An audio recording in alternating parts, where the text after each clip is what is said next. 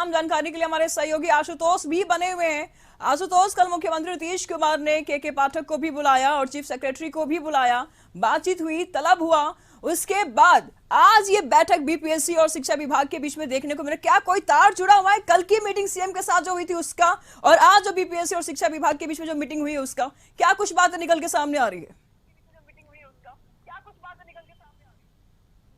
नहीं, मुख्यमंत्री नीतीश कुमार ने साफ तौर पर इस विवाद को खत्म करने का निर्देश दिया था और यही वजह रही कि सुबह सुबह के पाठक बीपीएससी ऑफिस पहुंचे। वहां चेयरमैन से लगभग 1 घंटे तक उनकी बातचीत चली है और कई मुद्दे थे जिस पर गतिरोध कायम था और साफ तौर पर उनमें डॉक्यूमेंट वेरिफिकेशन में शिक्षकों को लगाने का मुद्दा था। इसके अलावा रिजल्ट कब कैसे देना है इस पर भी सहमति बननी जरूरी थी, क्योंकि अगर डॉक्यूमेंट वेरिफिकेशन की प्रक्रिया समय पर पूरी नहीं हो पाएगी तो रिजल्ट देने में भी परेशानी होगी। ये एक बड़ी चुनौती थी। तो इस चुनौती को देखते हुए भी मुख्यमंत्री ने कहा कि आप लोग जाकर बात करें आपस में। और आपने देखा होगा कि जिस तरह से पत्राचार शुरू हो गया था दोनों विभागों के बीच में, बीपीएससी और शिक्षा विभाग के बीच में, तो स्वाभाविक तौर पर उसके बाद कई तरह के सवाल भी उठने लगे थे, कई तरह के गतिरोध भी देखने को मिल रहे थे। तो ऐसे में ये इस नौबत का असर जो है, ये जो परिस्थितियां बनी है, इसका असर कहीं ना कहीं शिक्षक नियुक्ति पर पड़ जाए, इसको देखते हुए मुख्यमंत्री ने ये पहल की है और स्वाभाविक तौर पर 1 घंटे तक बैठक चली है। गतिरोध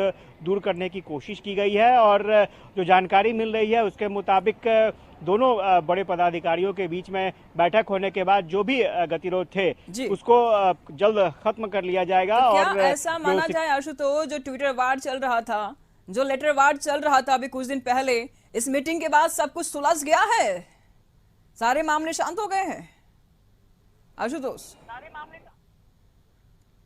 और उस पत्राचार के जरिए शिक्षा विभाग की तरफ से कई सवाल भी उठाए गए थे। उसमें साफ तौर पर यह कहा गया था कि डॉक्यूमेंट वेरिफिकेशन रिजल्ट के पहले कैसे हो सकती है ये प्रक्रिया, और अगर ये प्रक्रिया करनी थी तो शिक्षा विभाग से परमिशन क्यों नहीं लिया गया, पूछताछ जानकारी क्यों नहीं शिक्षा विभाग को दी गई। और अगर आपको जो परीक्षा की परिपाटी है, आमतौर पर परीक्षा की यही परिपाटी है कि पहले आप रिजल्ट देते हैं उसके बाद डॉक्यूमेंट वेरिफिकेशन होता है, लेकिन आपने पहले डॉक्यूमेंट वेरिफिकेशन कर दिया, क्यों किया इसकी बात इसकी जानकारी दीजिए।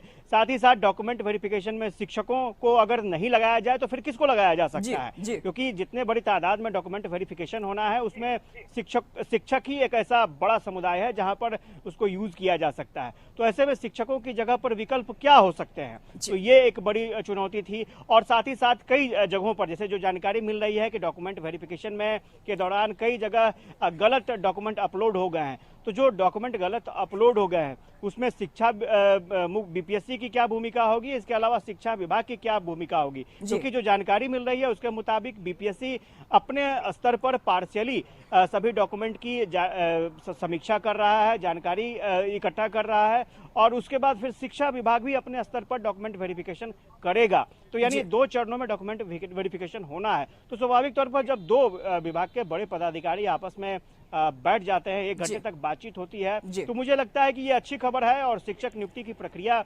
में जो भी गतिरोध था, उम्मीद की जा रही है कि ये गतिरोध जल्द से जल्द खत्म हो जाए। तो बिल्कुल, बहुत बहुत शुक्रिया आशुतोष आपका इन तमाम जानकारियों के लिए। तो नजर बनाए रखिएगा, हम आपसे लगातार इस मामले पर अपडेट लेते रहेंगे। तो बीपीएससी और शिक्षा विभाग के बीच में बैठक चल रही थी, तकरीबन 1 घंटे तक की बैठक चली और बैठक अब खत्म हो चुकी।